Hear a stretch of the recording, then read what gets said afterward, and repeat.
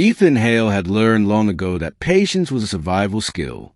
On Earth, it had meant waiting in hospital corridors while doctors spoke in quiet voices about his wife's failing heart. It had meant waiting in courtrooms for custody papers to be stamped, signed, and approved. And later, it meant waiting in food lines on distant colonies when humanity first spread beyond Sol, carrying its grief, hope, and children to unfamiliar stars. So when the alien child looked up at him with two large silver eyes and said, very calmly, "Please wait here, human father," Ethan felt an old, cold knot tighten in his chest. Waiting, he knew, was rarely harmless. They stood in the grand transit hall of Virella Station, a colossal structure grown rather than built, its walls shimmering like liquid pearl. Thousands of species passed through every hour, towering insectoid traders, crystalline diplomats floating on repulsor fields, sleek avians wrapped in ceremonial cloth. Ethan felt small among them, a human in a plain jacket with a worn shoulder strap and a 7-year-old daughter clinging to his hand. Maya squeezed his fingers.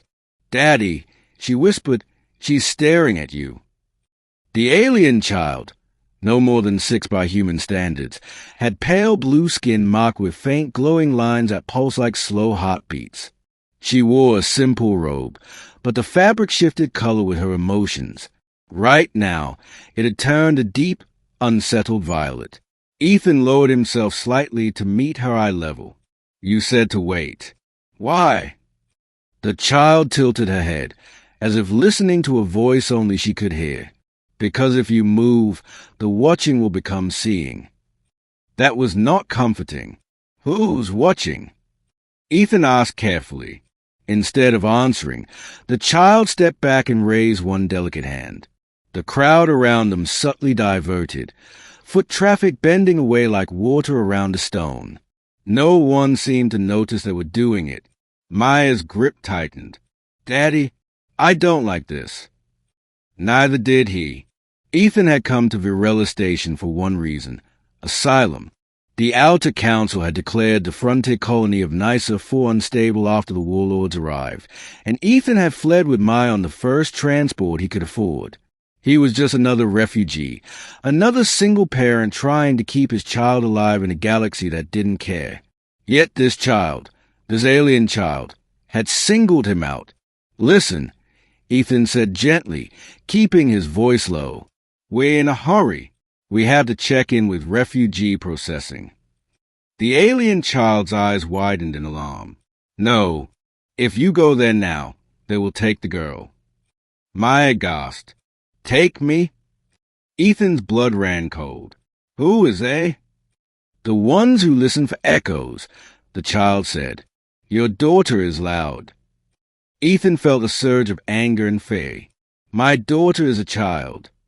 The alien child nodded solemnly.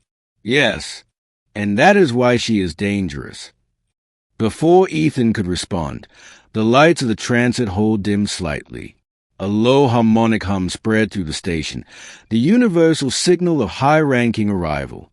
Around them, beings stopped, bowed, or flattened themselves against the walls. Ethan recognized the sound from news feeds and emergency broadcasts. "Authority." The alien child's robe flared bright white.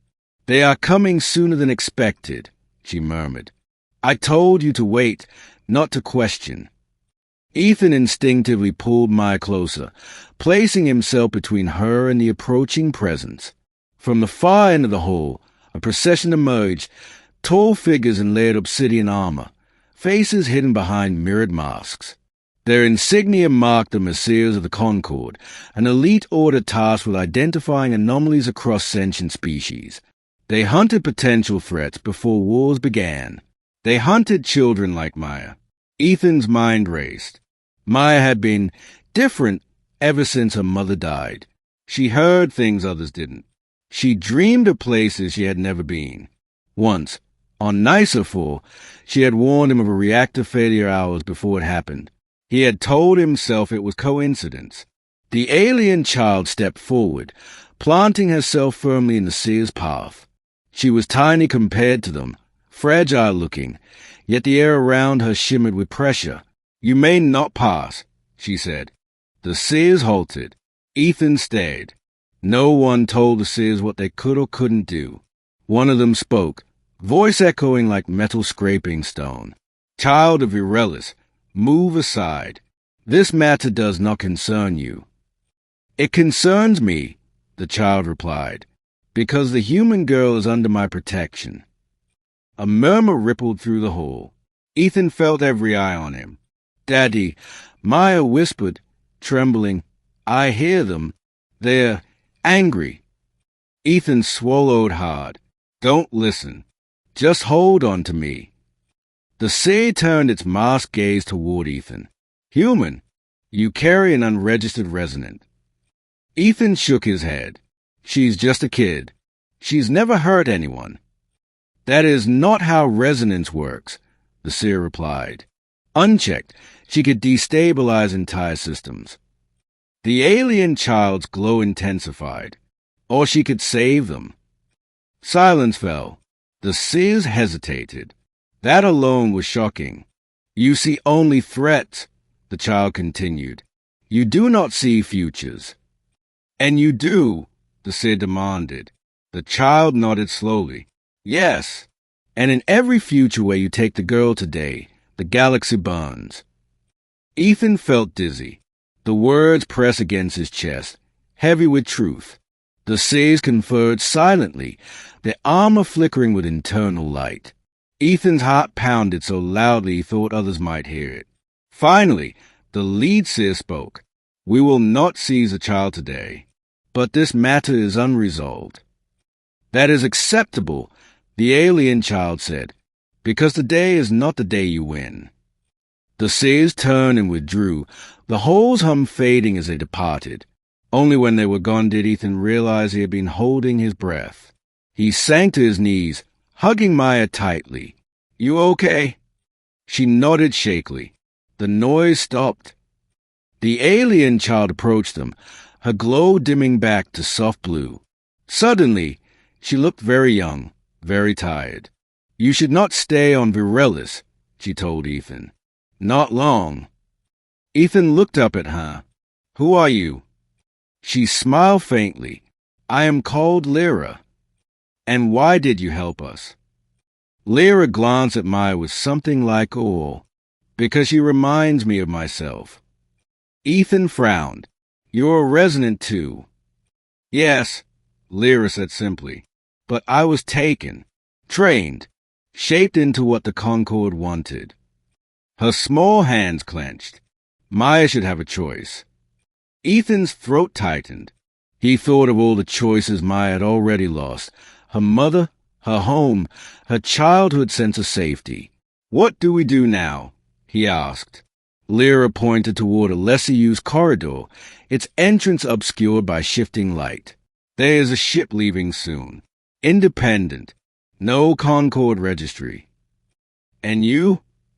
Lyra shook her head. "I cannot leave, but I can delay them." Maya stepped forward and hugged Lyra suddenly. The alien child stiffened in surprise, then relaxed, her glow turning warm gold. "Thank you," Maya said softly. "You're allowed to, but in a nice way." Lyra laughed, a clear, bell-like sound. "Go, before I change my mind." Ethan didn't argue. He took Maya's hand and moved quickly down the corridor, his heart pounding with fear and gratitude. As they boarded the small freighter, Ethan looked back one last time. Lyra stood alone in the hall, tiny but unyielding, facing a galaxy that wanted to control what it feared. The ship lifted off moments later, slipping into hyperspace just as Concord vessels arrived too late. Weeks passed. They settled on a quiet moon far from major trade routes. Ethan found work repairing atmospheric processes. Maya laughed more. She slept without screaming. Sometimes she would pause and look at the stars.